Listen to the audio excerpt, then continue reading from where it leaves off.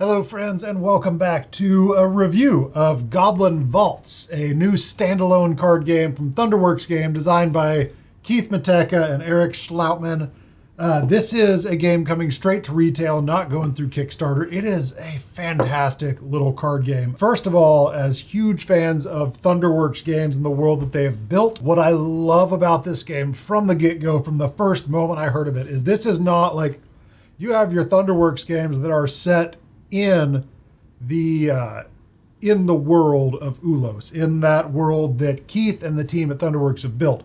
This is not set in that world. This is pulled out of that world. This is, if you have played role player adventures, if you have played Lockup, anything that takes place in the Kulbak Prison in the world of Ulos, they talk about this little game that people are playing over in the corner called Goblin Vaults. And it's just such a cool bit of world building. Like I love that part of it. So like even the artwork on the back of the cards is like kind of hand drawn. The story, and I am blanking right now on what they are called, but the robot guards that patrol the prison, these gears are from the robots that they have like destroyed and taken the gears for. This is the currency in the game. This is what you're trying. This is what tracks your points, is the gears. But everything in this is just, it's so nicely pulled from the world that they have built that so many people have fallen in love with. And they also did a really good job of creating a good card game. So Goblin Vault is a game that involves bidding and building out a tableau to try and score points based on the positions of the cards, based on some changing goals. There's a lot of different goals. There's a goal for each suit, and there's two goals on each card. So the goals are going to change regularly between games. So there's a lot of replayability, a lot of variability in what you're trying to do in this game. And it's just it's a really smooth playing game. I played it first with Jared and Peyton. They are 13 and 9. Almost forgot how old my kids are. It's been a long week. But they picked it up really quick. I think it took a couple rounds, definitely a first game, understanding what you're doing. And then, as with all games, you kind of feel out the strategy the more games you play, but it's not complicated to pick up. So the core of this game is bidding. During the game, you will be bidding on these cards in what is called the block. That is the 3 cards that are laid out there. There's always going to be 3 cards, and they will change throughout the rounds as people bid on them and win them. But regardless of player count, there's going to be 3 cards there. You also have the Warden card. The Warden card sets the trump suit for the bidding. It's the suit that beats all of the other suits. And within each card, you have the suit, and then you have a faction marker at the top of the card that matches up on the different factions that people are going to be playing. There's 5 different factions that you can play. I have mine right here. And there are the suits, like the cards match different factions, or they have different faction symbol on them, which comes into play as you're bidding, because if you bid a card that matches, where your faction matches the Warden symbol, or if you bid a card that matches the Warden faction, then you get to do something special. You also score for having cards in your tableau that match your faction. But on a round, you are going to be bidding on cards up here in the block to build out your tableau, to build out your vault. That is the Goblin Vault. You're building out your vault, which is made up of up to 4 columns with up to 3 cards in each column. The bidding is pretty straightforward. You're going to take a card, you're going to bid on the card. So let's say I'm going to bid this 5 right here, and I'm going to put my faction marker on it so that I know that that is my bid. The other player is going to place a bid. Let's say they bid this 3 right here. They're going to put their faction marker on it, and everyone is going to go around and bid. And when you're done bidding, then you get the cards that you have won. Now, the highest card, the most powerful card on each of these in the block wins the bid, and they get to take that card. You do have the option to underbid. Let's say that this person wanted to underbid on this card. They could put their 3 here, but then they have to put a gear, which you start out with 3 gears, so you do have some to spin at the beginning of the game.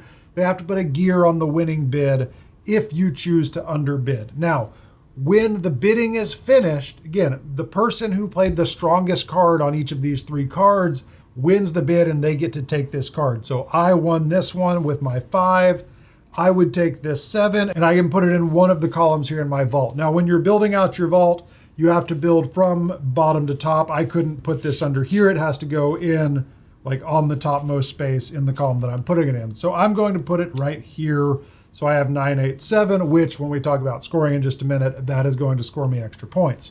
Now I won this with my 5. So my 5 is going to slide into that space, and the player who underbid, or the player who lost that but bid on that same card, takes this card, and now this card goes into their vault. It goes into their tableau. So you might underbid because you don't want one of the cards up here, but you do want a card that's in your hand. So underbidding with a card is the only way to get a card from your hand into your tableau, unless you want to go a couple more rounds, win the bid, slide it up into that slot, and hope that you don't get outbid next time.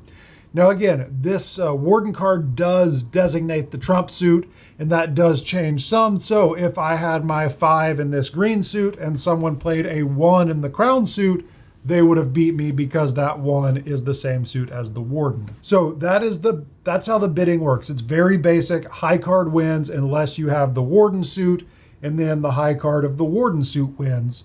When you win the bid, you swap out the card. If you don't win the bid, you take that card and you put it in your tableau. Now, if you bid with a card that matches the Warden faction icon, which in this case is this hammer, then you get to take a Warden action immediately. Now, at the end of your turn, you take the Warden action as soon as you bid. And there are 2 Warden actions you can do. You can move a card somewhere else in your vault, keeping with the placement rules. So I could take this, and you can put it anywhere.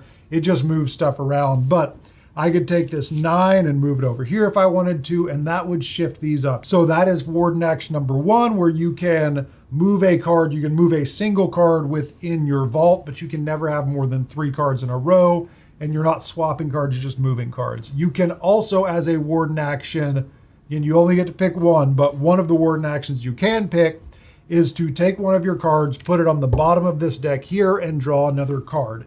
That is the entirety of the gameplay. You're going to do that through 9 rounds. You're going to be dealt 10 cards. You're going to put 1 down initially to start your vault.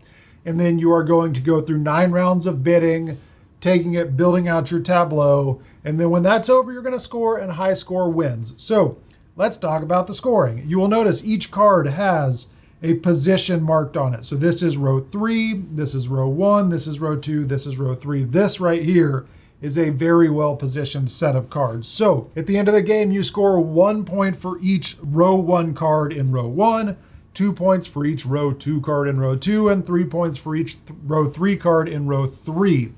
And then you score for the cards that you have. So we have Gimnax's Reign. You score each chamber in which the highest value card is a crown card, and you get 3 gears per chamber. So I don't have any crown cards. I wouldn't score that. But you also have the Secrets of Kulbak, where you score the tier, which is the rows, in which the lowest value card is a skull card. So I have that right here. I have a tier.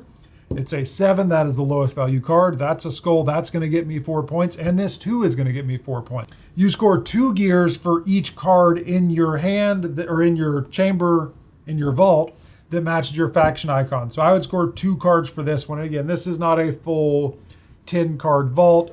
There would be 3 more rounds left to go. Whoever has the most gears, whoever has the most points at the end of the game, wins the game, and that is it. It is a very simple but very strategic bidding game. That push and pull between, okay, do I want to bid and win the cards and just go off the cards here, or do I want to spend those gears to underbid because I really want the card that's in my hand?